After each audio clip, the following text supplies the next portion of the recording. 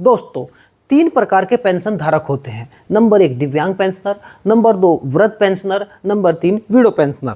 तीनों ही पेंशनधारी अगर 3 बातों का ध्यान रख ले तो उनकी 90% समस्याओं का हल हो जाएगा। दोस्तों, ये 3 बातें क्या हैं, आइए देखते हैं। नंबर 1 रजिस्ट्रेशन संख्या।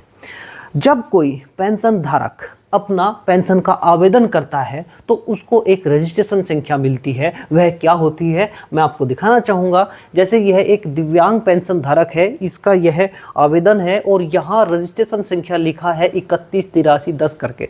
दोस्तों, जो 31 की सीरीज होती है, इसमें तीनों पेंशन धारक को एक रजिस्ट्रेशन संख्या मिलता है। वह अपना एक रजिस्टर में मेंटेन करके, एक कागज़ पर मेंटेन करके आपको लिख लेना चाहिए।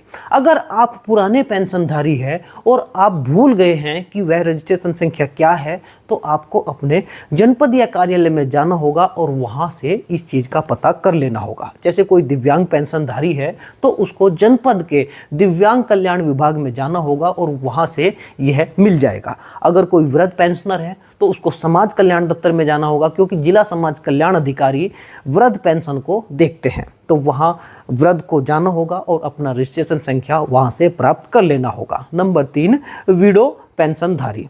विडो पेंशनधारी को प्रोबेशन कार्यालय, प्रोबेशन अधिकारी विडो पेंशन देखते हैं। इसको महिला विभाग भी बोलते हैं दोस्तों। तो वहाँ विडो को जाना होगा और प्रोबेशन कार्यालय से यह रजिस्ट्रेशन संख्या प्राप्त कर लेना होगा। दोस्तों, अगर जनपद शामली की बात करें, अगर आप जनपद शामली संबंधित है तो जनपद शामली के तीनों पेंशन धारक अपना रजिस्ट्रेशन संख्या, नीचे मैंने 3 एक्सेल फाइल दी है, वहाँ जाकर देख सकते हैं। अब बात करते हैं पेंशन से लिंक मोबाइल नंबर।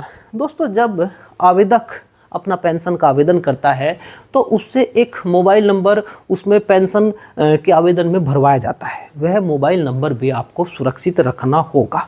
अगर आप वह मोबाइल नंबर भूल गए हैं कि आपने कौन सा मोबाइल नंबर अपनी पेंशन में लगवाया था, तो आपको संबंधित विभाग में जाना होगा। कार्यालय में जाकर आप वह मोबाइल नंबर प्राप्त कर ले, या अपना कोई नया परमानेंट अलग से कोई नंबर अपडेट कराना चाहते हैं, वह अपडेट करा लीजिए।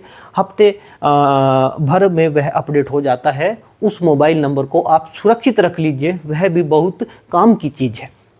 अब बात करते हैं आधार से लिंक मोबाइल नंबर। दोस्तों, जब हमारा आधार कार्ड बनाया जाता है तो एक मोबाइल नंबर उसमें भी लिंक कराया जाता है। अक्सर हम वह मोबाइल नंबर भूल गए, क्योंकि उस मोबाइल नंबर पर OTP आता है, उसके बिना बहुत सी चीज़ें अधूरी है। तो अगर आप वह मोबाइल नंबर भूल गए हैं और कोई नया नंबर लगवाना चाहते हैं तो आप अपने नज़दीकी आधार सेंटर पर जाइए। बहुत से जनसेवा केंद्र संचालक है, बैंक में कुछ ब्रांच है, कुछ डाकघर है जो यह काम कर रहे हैं आधार अपडेट का। वहां जाकर अपना एक परमानेंट मोबाइल नंबर लगवा लीजिए और उसको सुरक्षित रख लीजिए। अब दोस्तों, ये तीनों चीज़ अगर आप कर लेते हैं तो बहुत सी समस्याएं आपकी हल हो जाएगी। अब वह समस्या क्या है, आपको भी बड़ी जिज्ञासा होगी, उसके बारे में आपको बताना चाहता हूँ। नंबर 1 दोस्तों, कुछ हमारे नवीन पेंशनर हैं जिन्होंने हाल फिलहाल में आवेदन किया है और उनके मन में आता है कि कहीं हमारी पेंशन रिजेक्ट तो नहीं हो गई, कहीं किसी वजह से हमारा फॉर्म अधूरा तो नहीं। जनसेवा केंद्र पर आप जाते हैं, अपना आवेदन करके आ जाते हैं, तो एक मन में बना रहता है कि हमारा आवेदन सफलतापूर्वक हुआ भी अथवा नहीं हुआ, कहीं पेंडिंग ना हो अथवा किसी वजह से रद्द ना हो गया हो। तो इन चीज़ों का पता घर बैठे आप आसान तरीके से पता कर लोगे अगर आपके पास ये तीनों चीज़ें हैं। दोस्तों, रजिस्ट्रेशन संख्या और पेंशन से लिंक मोबाइल नंबर से आप अपनी पेंशन का स्टेटस घर बैठे देख सकते हैं और देख सकते हैं कि कहीं आपकी पेंशन किसी वजह से रिजेक्ट तो नहीं हो गई। कैसे देख सकते हैं वो मैं वीडियो में नहीं बताऊंगा, उसके लिए मैंने अलग से नीचे डिस्क्रिप्शन बॉक्स में एक वीडियो डाली है, वहाँ जाकर आप देख सकते हैं किस किस तरीके से आप अपना पेंशन का स्टेटस देखेंगे। अब बात करते हैं दोस्तों नंबर 2, जो हमारे पुराने पेंशनर हैं उनकी पेंशन किसी वजह से रुक जाती है। हाल फिलहाल में 2 मुख्य कारण हैं। नंबर 1 KYC, नंबर 2 NPCI, जिसको हम DBT भी बोलते हैं। दोस्तों, KYC क्या है? कुछ हमारे पुराने पेंशनर हैं जिनके पेंशन में आधार लिंक नहीं है पुराने समय के, तो उन लोगों को अपना आधार अपनी पेंशन से जुड़वाना पड़ता है। इसको हम केवाईसी बोलते हैं। विभागीय कार्यालय में जाकर यह काम होता है। अगर कोई पेंशन धारक ऐसा है, उसे अपना आधार कार्ड लेकर अपने संबंधित जनपद के कार्यालय जाना होगा और वहां अपनी पेंशन से अपना आधार लिंक करा लेना होगा। इसको केवाईसी बोलते हैं। तो बहुत से पेंशन धारक ऐसे हैं जिनका यह केवाईसी अभी तक नहीं हुआ और इस वजह से उनका पेंशन नहीं आ रहा। तो अगर आपके साथ भी यह समस्या है तो आप इस चीज़ का पता कर लीजिए और बड़े आसान तरीके से, अगर आपके पास रजिस्ट्रेशन संख्या और पेंशन से लिंक मोबाइल नंबर है तो पता कर सकते हैं। अगर आप नवीन पेंशन धारक भी है तो भी अपना केवाईसी जांच ले। और उसके लिए मैं यहाँ नहीं बताऊँगा कि इन दोनों से हम किस प्रकार से उसको देखते हैं। उसके लिए डिस्क्रिप्शन बॉक्स में वीडियो है, आप वहाँ जाकर देखिए कि कैसे आप पता करेंगे कि आपका पेंशन का केवाईसी कंप्लीट है अथवा नहीं है। अब दोस्तों बात करते हैं नंबर 3, जिसको हम एनपीसीआई या डीबीटी बोलते हैं। उसकी वजह से दोस्तों बहुत से पेंशन धारकों की पेंशन रुक गई है।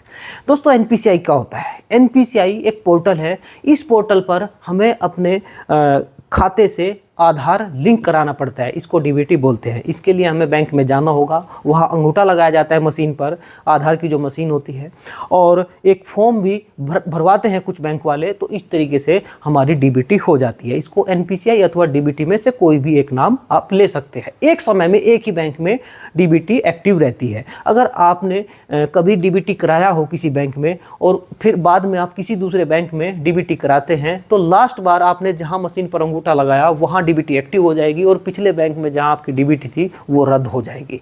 तो किसी न किसी एक बैंक में आपकी डीबीटी एक्टिव होनी चाहिए, तभी आपकी उस खाते में पेंशन आएगी। इसको हम आधार बेस पेमेंट भी बोलते हैं। तीनों ही पेंशन में यह आधार बेस पेमेंट शुरू हो गया है। अगर किसी का डीबीटी एक्टिव नहीं है किसी बैंक में तो उसकी पेंशन नहीं आएगी। तो दोस्तों आप इस चीज़ का पता करने के लिए कि आपका किसी बैंक में एनपीसीआई डीबीटी एक्टिव है अथवा नहीं है, अगर एक्टिव है तो किस बैंक में है, घर बैठे ही पता कर सकते हैं। आप पता कर सकते हैं कि कहीं आपकी पेंशन इसी वजह से तो नहीं रुकी। तो पता करने के लिए आपको उसमें आधार से लिंक मोबाइल नंबर की आवश्यकता पड़ती है, क्योंकि इसमें आधार पर आपका ओटीपी आता है। तो आपके पास आधार से मोबाइल से लिंक आधार आपका होना चाहिए, तभी पता कर सकते हैं। रजिस्ट्रेशन संख्या से भी आप इस चीज़ का पता कर सकते हैं कि आपकी डीबीटी एक्टिव है अथवा नहीं है। मैं यहाँ उस चीज़ का जिक्र नहीं करूँगा, वो मैंने डिस्क्रिप्शन बॉक्स में नीचे वीडियो दी है कि कैसे आप अपना आधार लिंक मोबाइल नंबर और रजिस्ट्रेशन संख्या से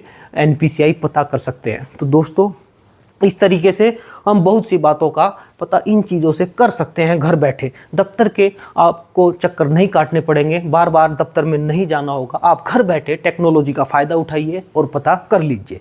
दोस्तों एक लास्ट में और बात बताऊँगा।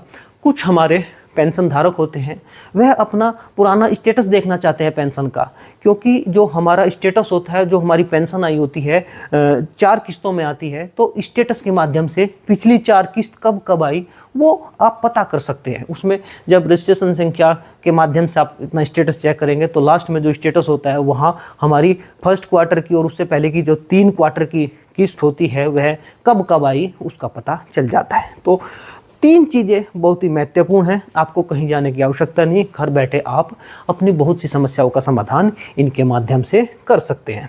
इसके अलावा दोस्तों मेरा व्हाट्सअप नंबर है, इस पर आप मैसेज करके पेंशन के संबंध में अन्य कोई बात पूछ सकते हैं और अपनी समस्या का समाधान कर सकते हैं।